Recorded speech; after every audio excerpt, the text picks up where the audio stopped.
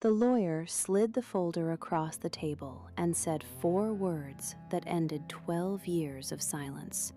She wasn't stealing money. She was hiding a diagnosis. My name is Diane. I'm 58, and for 12 years I let my own sister be the villain of our family because I was so sure I already knew why. Our father built Whitfield Hardware from one storefront in 1974. When he died, he left it to both of us, me and my younger sister, Carol. I ran the front office, she ran the books. That was the arrangement for 15 years, and it worked. The year I turned 46, small numbers stopped adding up. A few $100s here, a vendor invoice that didn't match the ledger there. By the time I forced myself to actually look, $41,000 over 18 months moved out through invoices reissued to vendors who barely existed on paper. Carol had reclassified it as operating expense. Nobody audits operating expense line by line. Nobody, except a suspicious older sister with a Tuesday afternoon and nothing better to do. I confronted her in the back office. It was raining. I remember because the gutter outside her window had a slow drip that never got fixed, and I kept staring at it while I waited for her to answer me. She didn't deny it. She said, "I can't tell you, Diane. Please don't ask me again." So I built my own theory. Carol's son, my nephew Danny, had quietly divorced 2 years earlier, something the family barely discussed. I decided that was it. She was funneling him money, hiding it from his ex-wife, protecting him from a settlement. I never said this out loud.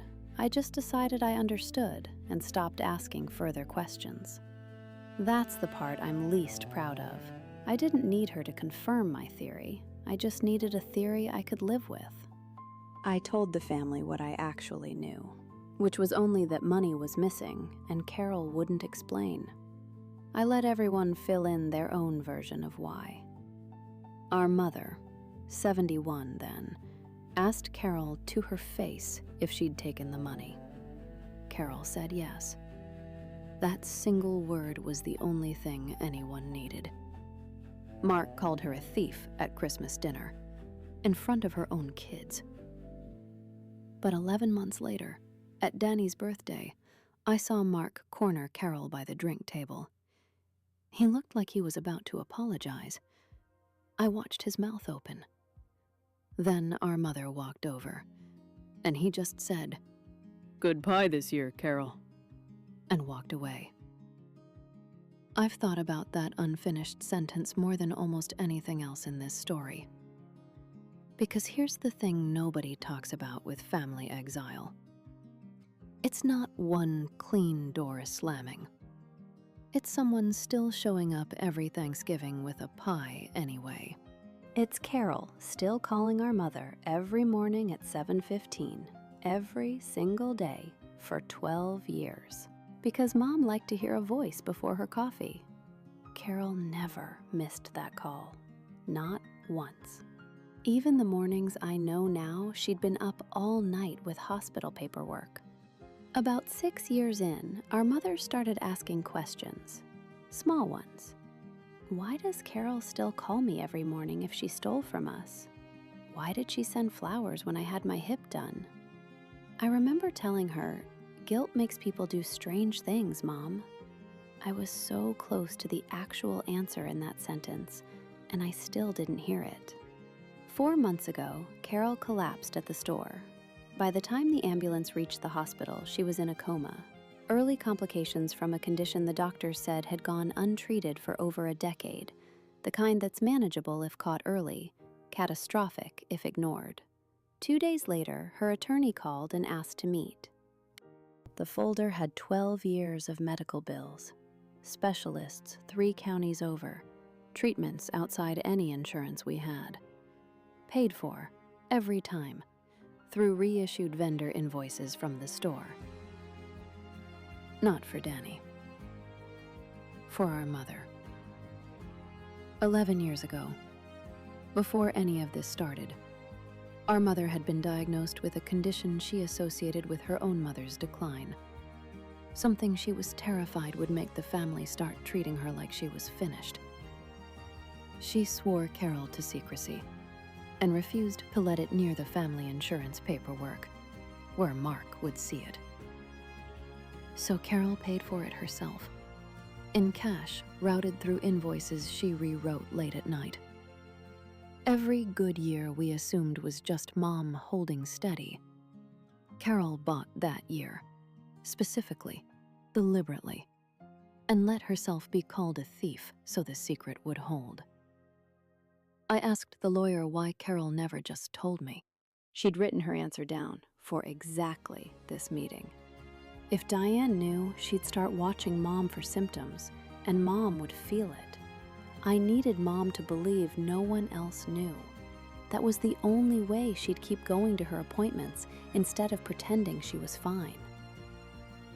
My sister let an entire family despise her for 12 years so our mother could keep pretending for the same 12 years that nothing was wrong. Clearing her name would have meant our mother finding out someone else knew, and someone else knowing was the one thing my mother couldn't survive. Carol never woke up. She died 9 days after that meeting, having never heard any of us take back a single word. The anger came first, not at Carol, at myself. 12 years of being the responsible one who caught the thief. It never occurred to me that responsible might have meant asking why one more time, instead of building a private theory about Danny and calling it understanding. Here's what karma looked like in our family. Not clean, not satisfying.